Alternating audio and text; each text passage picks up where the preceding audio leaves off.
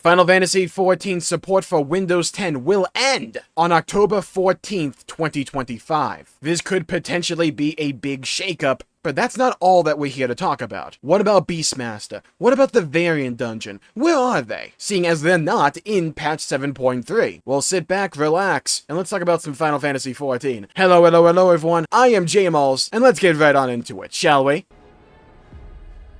Look, Windows 11 is not the most well-liked operating system ever made, by any stretch of the imagination, and there's a lot of people that still utilize Windows 10. If you're on older hardware, or you've just not wanted to upgrade to Windows 11. Now, it doesn't mean that the game is not going to work. And to find out more, let's read what they had to say. Final Fantasy XIV support for Windows 10 will end on October 14th, 2025. Microsoft will no longer provide security updates or support for PCs running Windows 10 after October 14th, 2025. So we have found that continuing support for this operating system is a difficult proposition. You will likely be able to play Final Fantasy XIV on Windows 10 systems even after the end of support.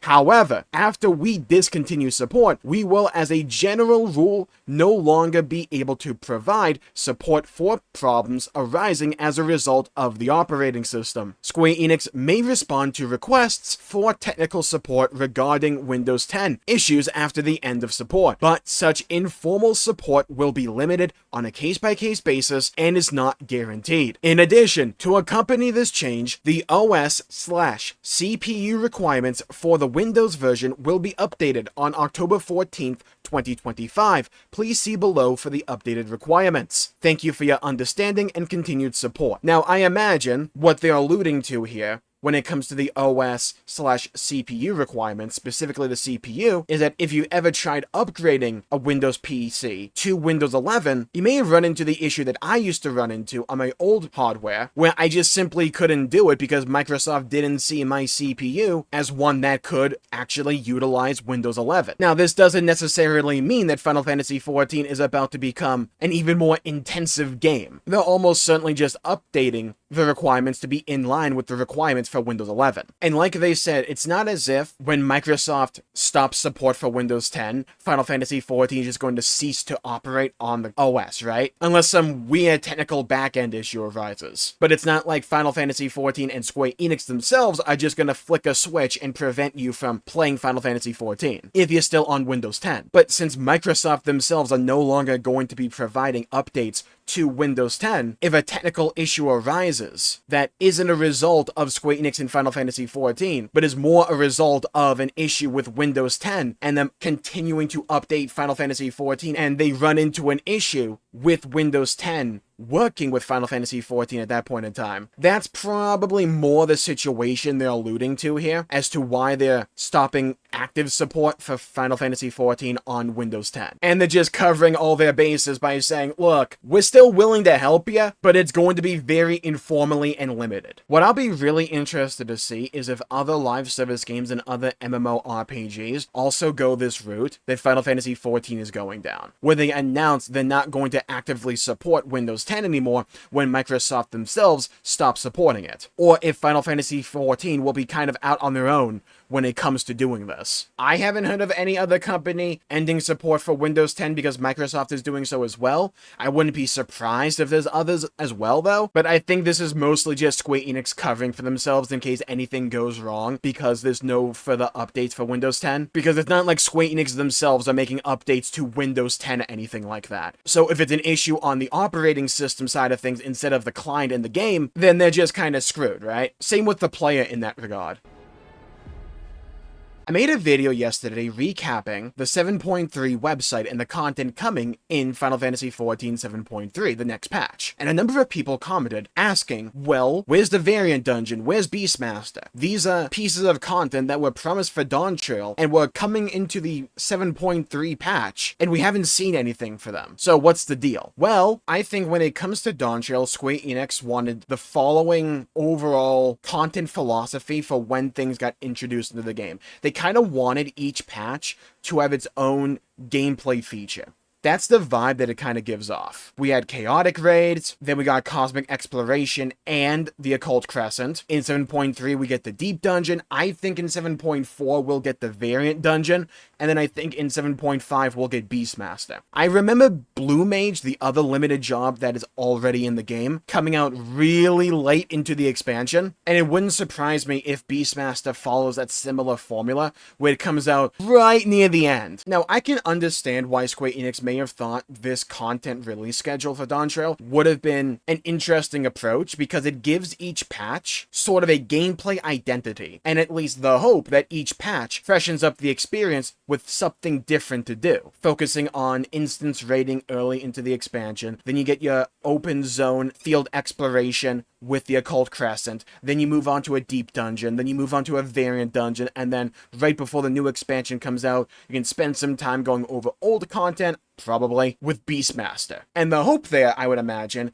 is that Dawntrail has this constant cadence of content coming out that is different from what you just experienced, to keep the experience feeling fresh and new. Now, let's address the elephant in the room. I don't think too many people are feeling that when it comes to Dawntrail. And the big piece of feedback that we have been giving to Square Enix has been, well, in the future, it is probably for the best to get a lot of this content online earlier into the expansion and then iterate on it throughout the expansion. Because if you're really looking forward to something like Beastmaster or like a variant dungeon, having to wait until the back end of the expansion, or in the case of Beastmaster, in all likelihood, right until the end, that has to be a really disappointing feeling, right? I think that's very understandable. You're looking forward to something coming out for the next expansion, a period of a lot of hype, and then months and months and over a year goes by and you just don't see it. And then you're told, oh, you have to wait until right before the next expansion comes out to actually play the thing you've been looking forward to this entire time. That's just a deflating feeling. And if that was the one thing you were really looking forward to, because that's your jam for whatever reason, that has to just add a sour taste to the overall experience for that expansion. I want to circle back around to the whole Windows 10 discussion, because I think a lot of people are going to point the finger and blame Square Enix for this, when I'm more inclined to blame Microsoft more than anyone in this scenario. Microsoft are the ones that will no longer provide security updates or support for Windows 10. They're the ones trying to force people to migrate on over to Windows 11. Square Enix has no involvement in that process. They're merely reacting to something that Microsoft is doing. And I don't know what it's like for Square Enix to potentially try and support Windows 10 after Microsoft themselves stop doing that. And like, maybe there's more that Square Enix could do in that scenario, potentially, but I'm not too knowledgeable on that field. But I think what makes the most sense to me is that this is a problem with Microsoft, not a Square Enix one. Square Enix is reacting to something Microsoft is doing. So I would say, and I would argue, that if you are upset over Square Enix dropping support for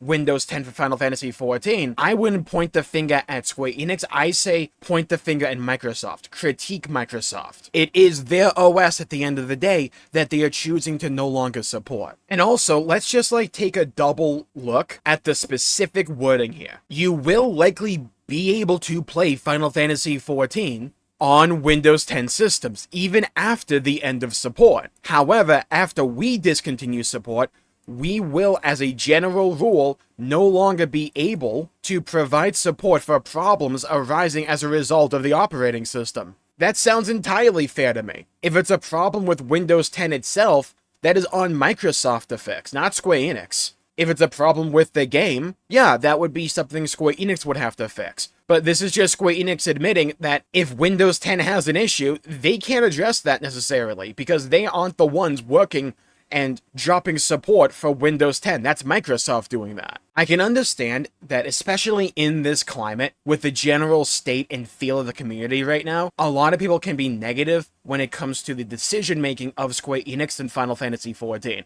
But I think it's very important to differentiate something that is actually the fault of Square Enix versus someone else. To me, this is just Square Enix covering their bases. When it comes to something like when variant dungeons or Beastmaster come out in an expansion, yeah, that's a Square Enix problem. That's something that we can critique and give constructive feedback about and say, hey, this is coming out way too late in an expansion, and it just doesn't feel good. That is valuable, constructive feedback we can give to Square Enix, as opposed to something like the Windows 10 situation. Again, I'm not an expert when it comes to OSs, but this feels like a Microsoft problem to me. I just wanted to give you all a heads up as to when I think the Variant Dungeon and Beastmaster coming into the game, seeing as how I had a few people ask me in the comments of my last video about that stuff, seeing as they're not in 7.3. And I also want to give you all a heads up about the Windows 10 situation. If it affects you, you may want to act accordingly. If you still want to play Final Fantasy XIV, you should be able to, or at least you may be able to, even after Microsoft and Square Enix stop supporting Windows 10, and in the case of Square Enix supporting Final Fantasy XIV on Windows 10. But if you run into any sizable issues that Square Enix themselves can't address, and you still want to play Final Fantasy XIV, chances are you're going to have to move to either Windows 11 or another platform. So if you enjoyed this video, it helped you out, please leave a like and subscribe. It really helps the channel out and helps support future content, and I greatly appreciate it.